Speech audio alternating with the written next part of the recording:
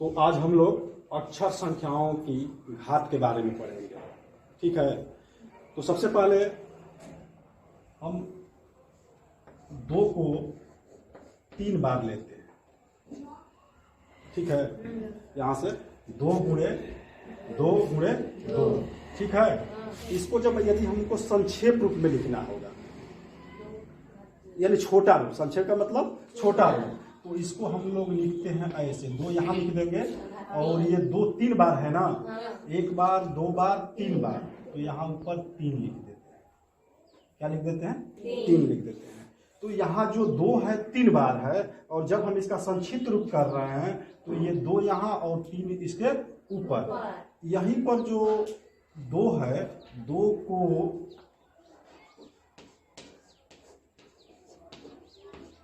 आधार, 2 को आधार व 3 को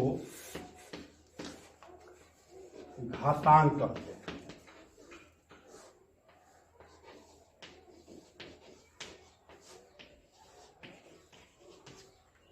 ठीक है, 2 को आधार कहेंगे और 3 को घातांक कहेंगे। ठीक है ना। इसको जब पढ़ना होगा तो हम पढ़ेंगे 2 की घात 3। क्या पढ़ेंगे? 2 की घात 3। ठीक है ना। इंग्लिश में पढ़ना होगा 2 to power 3। आगे हम और भी संख्या ले सकते हैं, जैसे 3 को हम 4 बार ले लेते हैं। 3 को 4 बार ले लेते हैं। तो इसको हम लोग संक्षेप रूप में जब भी लिखना होगा तो हम इसको लिख सकते हैं 3 का घात 4। 3 का घात 4, यानी 3 यहाँ आपका आधार हो जाएगा और 4 आपका क्या हो जाएगा? घातांक हो जाएगा। ठीक है। अगर इसी तरह से 4 को अगर 2 बार ले लिया जाए, 4 को 2 बार, यानी 4 गुणे 4, यानी 4 को 2 बार, तो इसको हम लोग लिख सकते हैं 4 का घात 2। 4 का घात 2। ठीक है। इसी प्रकार से हम अक्षर संख्याओं को भी ले सकते हैं।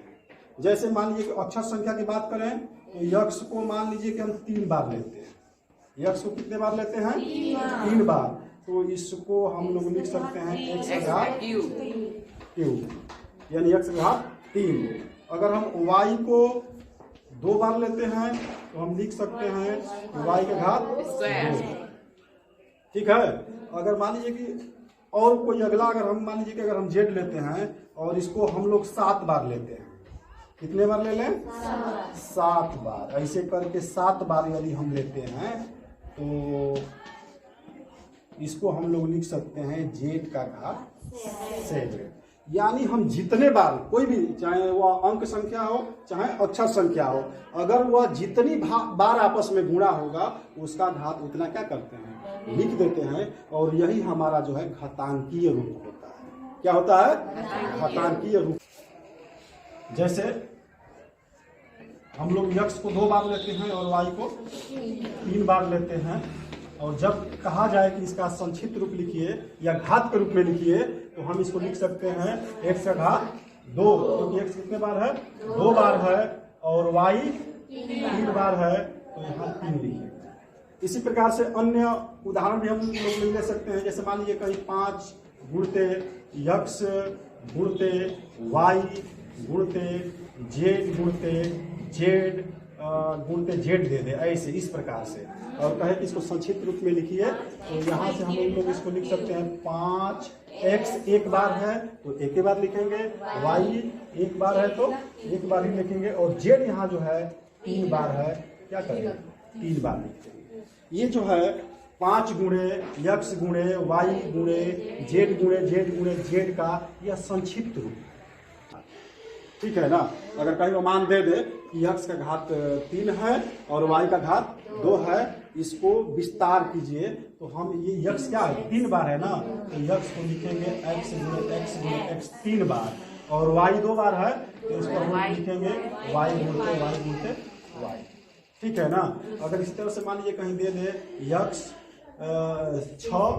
6 यक्ष का घात 2 और y का घात 3, तो जब भी इसको विस्तार करने के लिए कहेगा तो 6 का हम जब गुणनखंड करेंगे, भाज्य गुणनखंड, तो यह होगा 2 गुणते 3 और यहाँ से यक्स 2 बार है तो यक्स को 2 बार लिखेंगे, वाई जो है 3 बार है तो 3 बार लिखेंगे। ठीक है ना।